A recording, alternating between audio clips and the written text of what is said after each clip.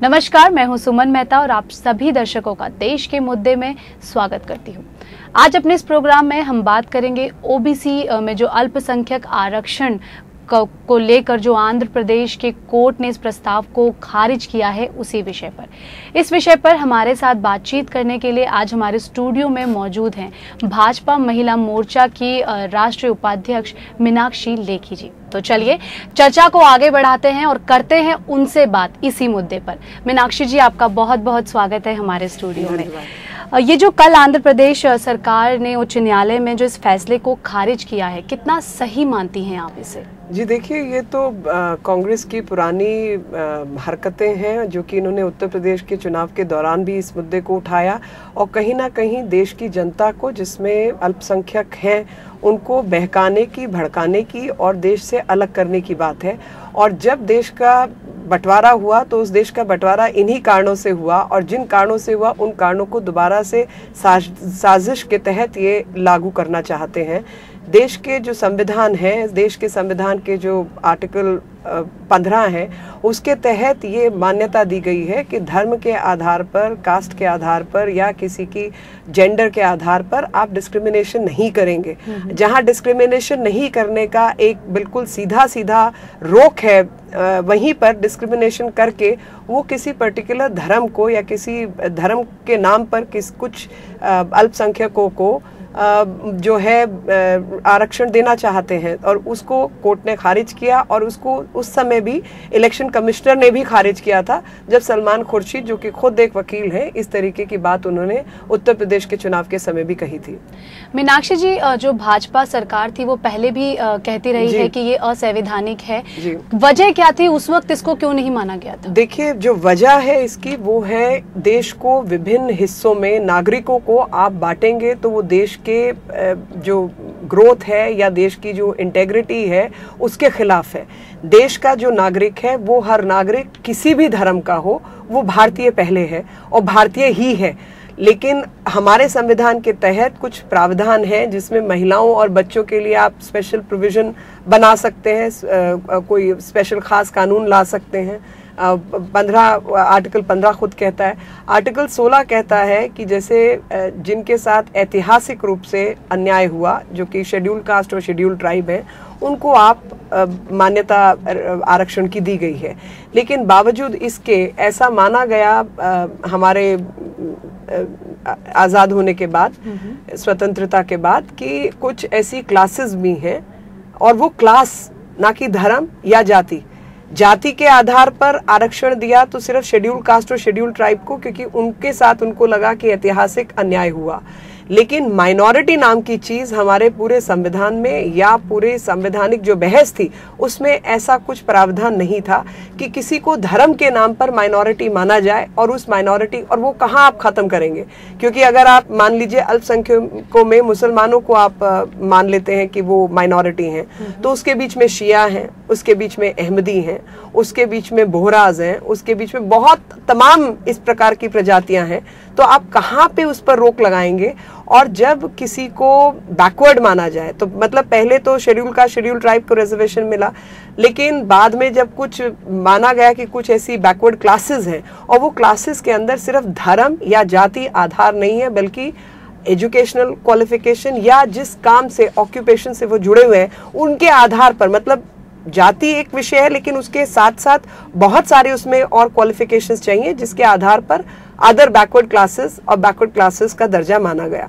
और जब backward classes का दर्जा माना गया, मान लीजिए हिंदुओं में जिस व्यक्ति को नाई कहते हैं, उसको मुसलमानों के बीच में हजाम कहते हैं, तो हजाम और नाई दोनों को ओबीसी कैटेगरी में डाला गया, और दोनों के पास वो रिजर्वेशन पहले से मौजूद है। अब आप उसमें भी सिर्फ धर्म के आधार पर 4.5% को आप अलग करना चाहें उस कोटे में से, तो वो गलत होगा। कहीं ना कहीं कोशिश कर रही है कांग्रेस अपने वोट बैंक को भारी करने की और या फिर जनता को लुभाने की इसके तहत। केवल और केवल धर्म का आधार बनाकर लोगों को उलझाया जा रहा है और कहीं ना कहीं उनके साथ खिलवाड़ किया जा रहा है। और उनको ये कहा जा रहा है बार बार, जो कि लोग, मैं नहीं मानती कि अल्पसंख्यक जो भारत के हैं वो अपने आप को बाकी भारतीयों से अलग पाते हैं, वो अपने आप को भारतीय ही मानते हैं। लेकिन कहीं ना कहीं कांग्रेस सरकार की ये रणनीति है कि वो अपने आप को एक अलग थलग कर लें, बाकी लोगों के साथ समाज में सामंजस्य और जो संवेदना है वो खत्म हो, आपसी मेल मिलाप खत्म हो, और वो एक वोट बैंक के रूप में अपने आप को हर वक्त असुरक्षित पाते रहे और उस असुरक्षितता का फायदा कांग्रेस सरकार उठा सके। लेकिन कांग्रेस सरकार जैसे भाजपा पे भी आरोप लगाती रही है कि हिंदुत्व को ज्यादा भाजपा प्रमोट करती है और जो कांग्रेस है वो सब जाति को एक साथ लेकर चलती है। तो आपको नहीं लगता है कहीं ना कहीं ये जब मुद्दा ही उन्होंने उठाया है तो ये अपने आप ही एक डिफरेंशिएट क्रिएट कर लेता है? जी, ये मैं वही कहती हूँ कि हाथी के दांत खाने के कुछ और दिखाने के कुछ। आप मुझे एक ऐसा कानून बता दीजिए देश का जहां पर हम भारत के अंदर, जहां पर जाहिर सी बात है मेजॉरिटी ज्यादा है, तो टैक्स पेयर भी मेजॉरिटी कम्युनिटी के हैं। मेजॉरिटी कम्युनिटी के हक में भाजपा की सरकार ने कोई एक ऐसा कानून या प्रावधान बनाया हो कि हिंदुओं को ये मिलेगा और मुसलमानों को या ईसाइयों को नहीं मिलेगा, ऐसा कोई कानून भारत में लागू नहीं हुआ। लेकिन और जहां पर जिन को फायदा दिया गया तो उनको क्लास के आधार पर, और वो क्लास जो है एजुकेशनली बैकवर्ड या ऑक्यूपेशनली बैकवर्ड, मान लीजिए जैसे मैंने बताया दर्जी है, कुम्हार है, ये ऑक्यूपेशंस हैं और इसमें हिंदू और मुसलमान दोनों ही हो सकते हैं। और वहां पे हिंदू और मुसलमान का विभाजन नहीं मानते हम ये मानते हैं कि जो भी भारत का नागरिक है हम सब एक ही तकदीर से जुड़े हुए हैं और हम सब भारत में इकट्ठे ही आगे बढ़ेंगे और इकट्ठे ही पीछे रहेंगे। और धर्म की जो राजनीति है उसको कहीं ना कहीं समाप्त करना चाहिए। धर्म की राजनीति शुरू से आखिर तक अगर आप देखें तो वो कांग्रेस खेल रही है, और जिस प्रकार की आज इनकी डिमांड है वो डिमांड हमारे स्वतंत्रता से पहले मुस्लिम लीग की डिमांड थी।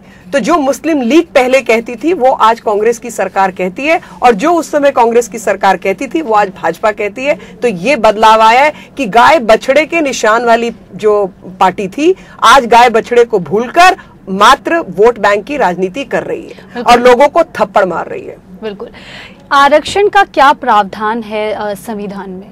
आरक्षण का जो प्रावधान है वो सिर्फ शेड्यूल ट्राइब का प्रावधान है, और बाद में कोर्ट जजमेंट्स और तमाम प्रोविजंस के तहत बैकवर्ड क्लासेस का प्रावधान किया गया। और बैकवर्ड क्लासेस के अंदर क्लास को बैकवर्ड माना गया, जहां पर धर्म को बहुत ज्यादा बढ़ावा नहीं दिया गया कि आप मुसलमान हैं इसलिए आप बैकवर्ड है, तो फिर सब मुसलमानों को धर्म बदलना चाहिए कि कोई धर्म उनको बैकवर्ड करता है।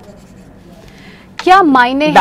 बैकवर्ड का जो मायने है, बैकवर्ड का मायने कोई धर्म नहीं हो सकता, क्योंकि जहां पर हम ये मानते हैं कि सब धर्म बराबर है, तो जब सब धर्म बराबर है, एक धर्म को आप बैकवर्ड मान रहे हैं तो वो अपने आप में उस धर्म के खिलाफ भी और बाकी धर्म वालों के खिलाफ भी एक बहुत ही बड़ी साजिश है और खतरनाक साजिश है देश के लिए। माइनॉरिटी में जो आरक्षण की बात कर रही है वो कितना संवैधानिक है और कितना असंवैधानिक है। इसी कारण से जो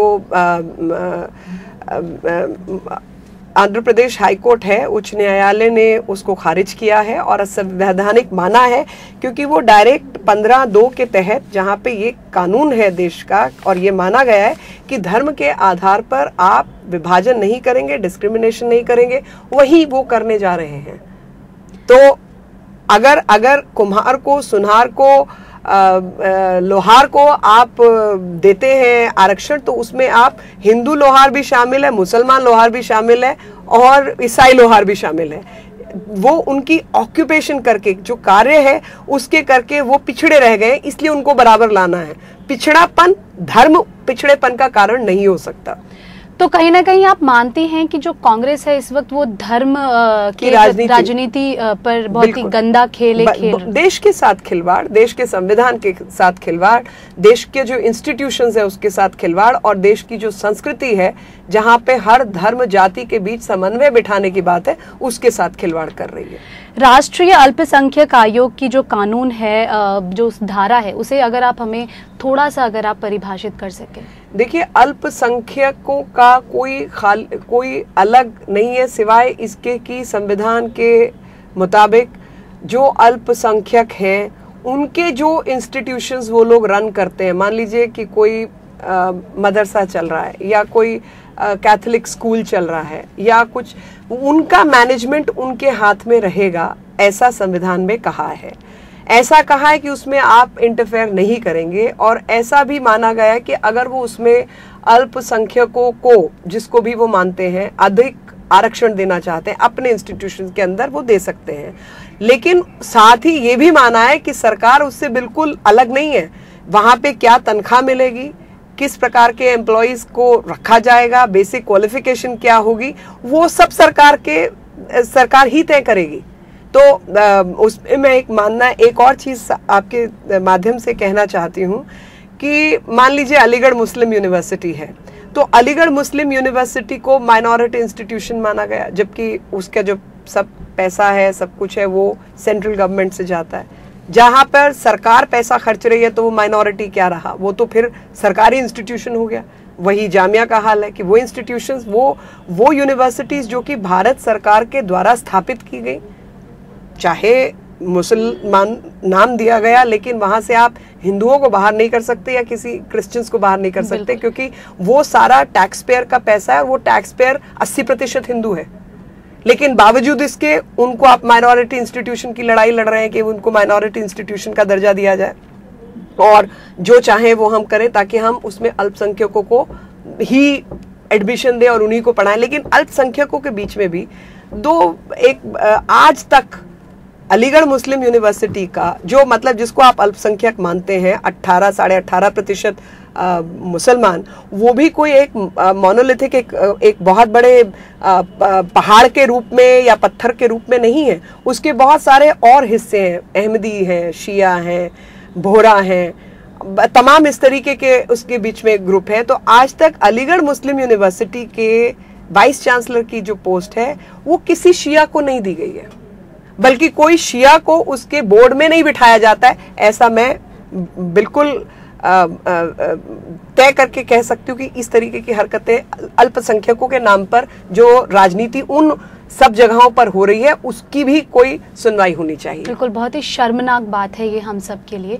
अक्सर क्या काफ़ी लंबे समय से कहा जाता है कि हिंदू मुसलमान के जो बीच की जो एक खटास जो हम लोगों के बीच में है, उसे दूर करने की कोशिश की जाए। हर पार्टी यही कहती है।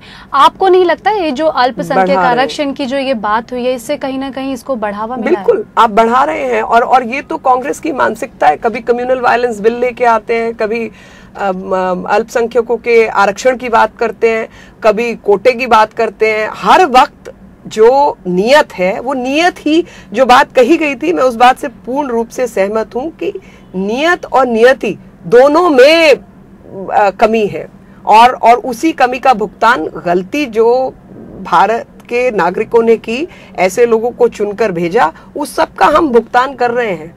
क्योंकि ये लोग तो जब तक बैठे रहेंगे देश को तोड़ते ही रहेंगे, और देश के हित में कोई भी सोचता है तो वो ये सोचेगा कि चाहे वो हिंदू हो, चाहे वो मुसलमान हो, चाहे वो ईसाई हो, सबको एक तरीके की सुविधाएं देश के भीतर उपलब्ध हों, हर किसी को मिले, हर किसी को। तो वहां पर आप ये विभाजन ना करें कि ये मुसलमान है तो इसको ज्यादा, और ये हिंदू है तो इसको कम, या ये हिंदू है तो इसको ज्यादा और मुसलमान है तो उसको कम, सबको बराबर। लेकिन उसी के साथ जो कम्युनिटीज हैं, जो धार्मिक आधार पर अपने आप को मानते हैं, उनको भी अपने अंदर थोड़ा झांकने की आवश्यकता है।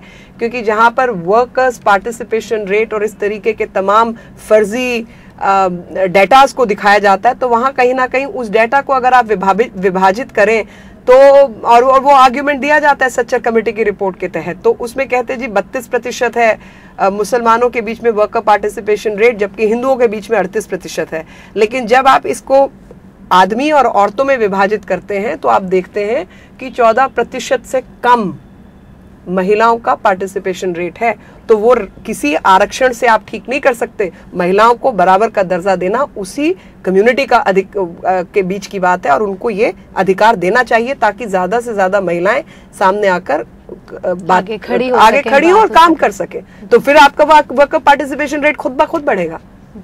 मीनाक्षी जी, अपने कीमती समय में से आपने कुछ वक्त हमारी इस चर्चा को दिया, इसके लिए आपका बहुत बहुत शुक्रिया। तो ये थी हमारे साथ आज भाजपा महिला मोर्चा की राष्ट्रीय उपाध्यक्ष मीनाक्षी लेखी जी। उम्मीद करते हैं आपको हमारा आज का ये जो विषय था काफ़ी पसंद आया होगा। फिर होगी मुलाकात देश के मुद्दे में एक नए विषय के साथ। तब तक के लिए सुमन मेहता को दीजिए इजाज़त। नमस्कार।